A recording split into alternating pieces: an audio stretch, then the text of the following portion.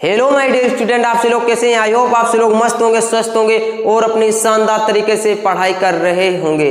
तो my dear student, आज का ये वीडियो उन सभी स्टूडेंट के लिए है जो बोर्ड एग्जाम 2024 के सफर में चल रहे हैं। जिन स्टूडेंट को 22 फरवरी 2024 को हिंदी का पेपर देना है, उन स्टूडेंट के लिए आज का ये वीडियो बहुत ही शानदार और सटीक होने वाला है। क्योंकि स्टूडेंट, आज की इस वीडियो में हम आपको बताएंगे क्लास 12th हिंदी कक्षा 12 हिंदी में 10 महत्वपूर्ण बहुविकल्पी बताएंगे जो कि लगातार बोर्ड परीक्षा में पूछे गए हैं। आप प्रीवियस ईयर के पेपर उठाइए और उसमें देखिए ये 10 इंपॉर्टेंट बहुविकल्पी आपको देखने को मिलेंगे, क्योंकि स्टूडेंट ये लगातार बोर्ड एग्जाम में पूछे जाने वाले बहुविकल्पी हैं। तो आज की इस वीडियो में हम आपको 10 इंपॉर्टेंट महत्वपूर्ण बहुविकल्पी बताएंगे, वो भी स्टूडेंट सभी ट्रिक से बताएंगे।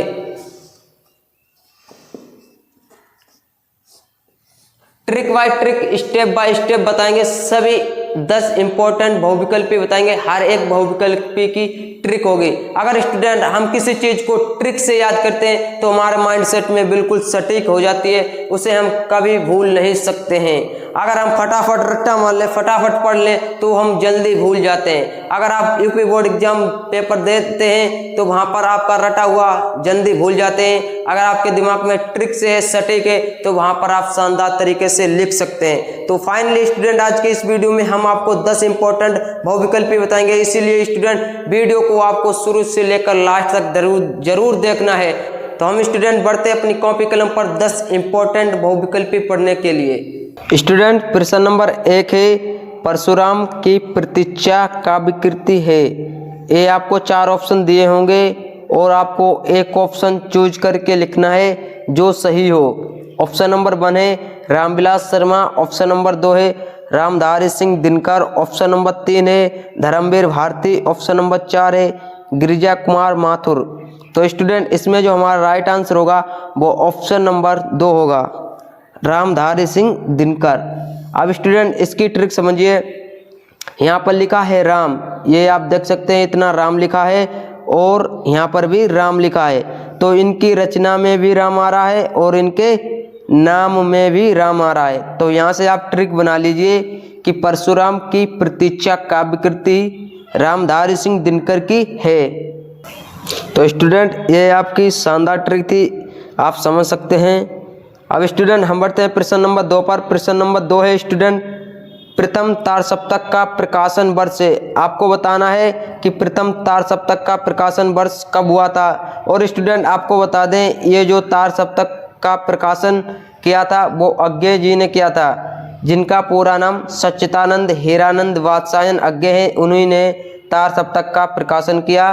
अब स्टूडेंट, इनमें आपको 4 ऑप्शन दिए होंगे, आपको एक चूज करके लिखना है। ऑप्शन नंबर 1 है सन 1947 ईस्वी, ऑप्शन नंबर 2 है सन 1943 ईस्वी, ऑप्शन नंबर 3 है सन 1954 ईस्वी, ऑप्शन नंबर 4 है सन 1962 ईस्वी। तो स्टूडेंट, इसमें जो राइट आंसर होगा वो ऑप्शन नंबर 2 होगा, सन 1943 ईस्वी। अब स्टूडेंट, इसकी जो ट्रिक है वो प्रश्न नंबर 3 में आपको समझ में आ जाएगी। प्रश्न नंबर 3 है स्टूडेंट, दूसरा तार सप्तक का प्रकाशन वर्ष है। वो प्रथम तार सप्तक का प्रकाशन वर्ष था स्टूडेंट, ये दूसरा तार सप्तक का प्रकाशन वर्ष आपको बताना है। ऑप्शन 1 है सन 1943 ईस्वी, ऑप्शन 2 है सन 1951 ईस्वी, ऑप्शन 3 है सन 1954 ईस्वी, ऑप्शन 4 है सन 1976 ईस्वी। तो स्टूडेंट, इसमें जो राइट आंसर होगा वो ऑप्शन नंबर 2 होगा, सन 1951 ईस्वी। अब स्टूडेंट, इसकी आप ट्रिक समझिए। आपको सिर्फ प्रथम तार सप्तक वर्ष का प्रकाशन वर्ष की सन 1943 ईस्वी है, यही आपको याद करना है। और आप ये ट्रिक से समझ सकते हैं कि यहाँ पर 43 है और 43 में हम जब 8 जोड़ देंगे स्टूडेंट, 8 जोड़ देंगे तब 51 हो जाएगा।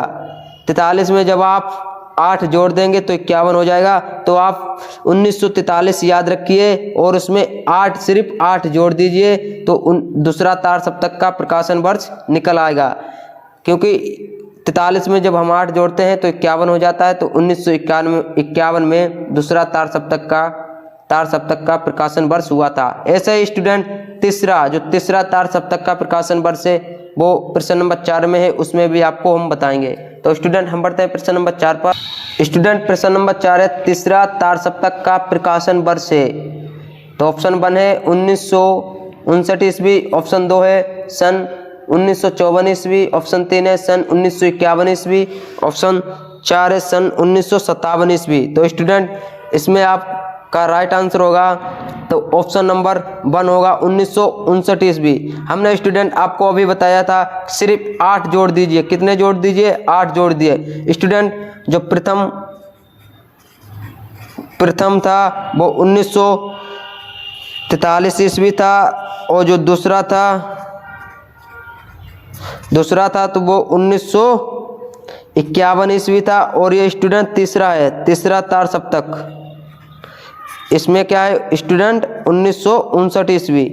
आप देख सकते हैं कि 43 में जब हमने 8 जोड़ा है तो 1951 हो गया है और 51 में जब हमने 8 जोड़ा है तो 1959 हो गया है।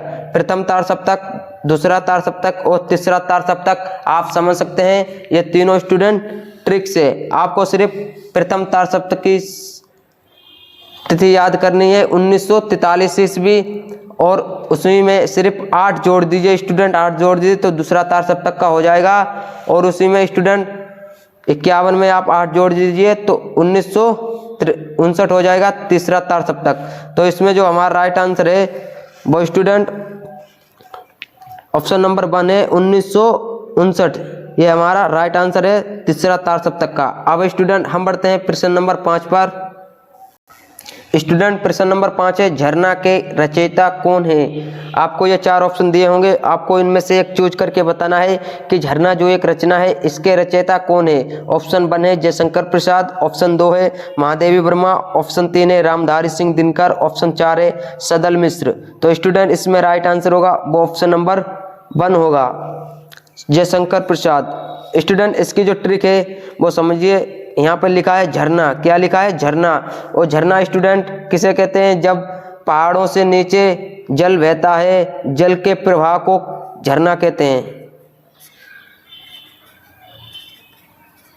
जल प्रवाह को स्टूडेंट क्या कहते हैं? झरना। जब पहाड़ों से या ऊंचे स्थानों से जल गिरता है तो उसी को हम झरना कहते हैं। और स्टूडेंट झरना से आप जल समझिए, और जल स्टूडेंट किसके ऊपर चढ़ाया जाता है? शंकर भगवान के ऊपर। यहाँ पे लिखा है शंकर, जयशंकर प्रसाद लिखा है पूरा, लेकिन यहाँ से आप ट्रिक बना लीजिए, यहाँ लिखा है शंकर, तो शंकर भगवान के ऊपर जल चढ़ाया जाता है। सावन के महीने में आपने भी शंकर भगवान के ऊपर जल चढ़ाया होगा। तो स्टूडेंट ये भी हमारी ट्रिक बिल्कुल शानदार थी, आप समझ सकते हैं। अब स्टूडेंट हम बढ़ते हैं प्रश्न नंबर 6 पर। स्टूडेंट प्रश्न नंबर 6 है, ठलुआ क्लब रचना के लेखक कौन है? आपको बताना है कि ठलुआ क्लब एक रचना है और इसके रचनाकार कौन है, लेखक कौन है। ऑप्शन 1 है मोहन राकेश, ऑप्शन 2 है रामवृक्ष बेनीपुरी, 3 है गुलाब राय, ऑप्शन नंबर 4 है रामचंद्र शुक्ल। तो स्टूडेंट इसमें जो हमारा राइट आंसर होगा वो ऑप्शन नंबर 3 होगा गुलाब राय। गुलाब राय ठलुआ क्लब के लेखक हैं। अब स्टूडेंट ठलुआ क्लब रचना के लेखक हैं। अब स्टूडेंट इसकी जो ट्रिक है वो समझिए, यहाँ पर लिखा है ठलुआ। क्या लिखा है स्टूडेंट? ठलुआ। जो लोग ठलुआ होते हैं वो क्या देते हैं? एक दूसरे को राय देते हैं, राय सलाह देते हैं। अगर जो अपने काम में बिजी होगा वो राय किसी को नहीं देगा, और जो लोग ठलुआ होते हैं वो क्या देते हैं? एक दूसरे को राय देते हैं, या फिर समझिए स्टूडेंट वो क्या देते हैं? एक दूसरे को गुलाब देते हैं। ठलुआ लोग ही राय देते हैं और गुलाब देते हैं, जो अपने काम में बिजी होते हैं वो किसी को राय नहीं देते हैं। यह भी स्टूडेंट हमारे बिल्कुल शानदार ट्रिक थी। अब स्टूडेंट हम बढ़ते हैं प्रश्न नंबर 7 पर। प्रश्न नंबर 7 है स्टूडेंट, चिता के फूल किसकी रचना है? आपको बताना है कि चिता के फूल एक रचना है और ये किसकी है। ऑप्शन नंबर 1 है रामवृक्ष बेनीपुरी, ऑप्शन नंबर 2 है मोहन राकेश, ऑप्शन नंबर 3 है महादेवी वर्मा, ऑप्शन नंबर 4 है सदल मिश्र। तो स्टूडेंट इसमें जो हमारा राइट आंसर होगा वो ऑप्शन नंबर 1 होगा रामवृक्ष बेनीपुरी। स्टूडेंट इसकी जो ट्रिक है वो ऐसे समझिए, यहाँ पे लिखा है फूल। क्या लिखा है स्टूडेंट? फूल। और फूल किस पे लगते हैं स्टूडेंट? वृक्ष पर, पेड़ पौधे पर फूल लगते हैं स्टूडेंट, वृक्ष पर। तो इससे आप ट्रिक बना लीजिए कि चिता के फूल रामवृक्ष बेनीपुरी की रचना है। यह भी स्टूडेंट बिल्कुल शानदार ट्रिक थी, आप समझ सकते हैं। अब स्टूडेंट हम बढ़ते हैं प्रश्न नंबर 8 पर। स्टूडेंट प्रश्न नंबर 8 है, डॉक्टर हजारी प्रसाद द्विवेदी की रचना है। इनमें से आपको बताना है कि जो हजारी प्रसाद द्विवेदी की रचना कौन सी है। ऑप्शन 1 है नहुस, ऑप्शन 2 है हुंकार, ऑप्शन 3 है विचार प्रवाह, ऑप्शन नंबर 4 है कंकाल।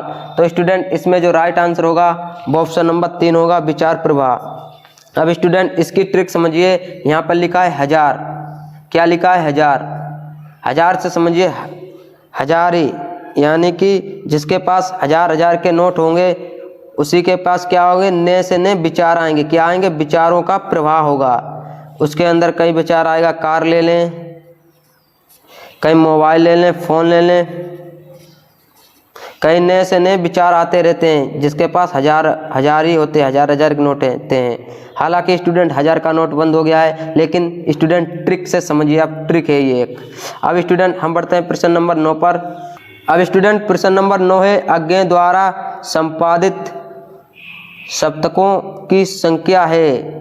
ये स्टूडेंट अभी हमने पीछे बताया है कि प्रथम तार सप्तक और दूसरा तार सप्तक और तीसरा तार सप्तक के संपादक कौन है, अज्ञे। तो यही प्रश्न में 9 में पूछ रहा है कि अज्ञे द्वारा संपादित सप्तकों की संख्या है।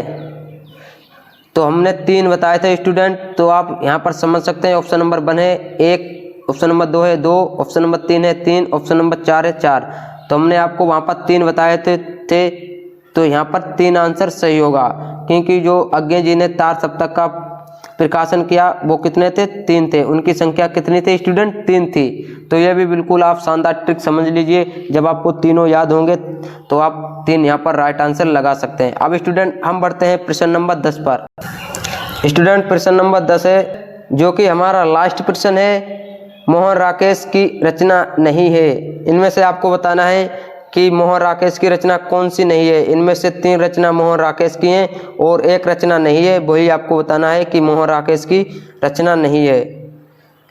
ऑप्शन नंबर 1 है लहरों के राजहंस, ऑप्शन नंबर 2 है बकलम खुद, ऑप्शन नंबर 3 है तट की खोज, ऑप्शन नंबर 4 है समय सारथी।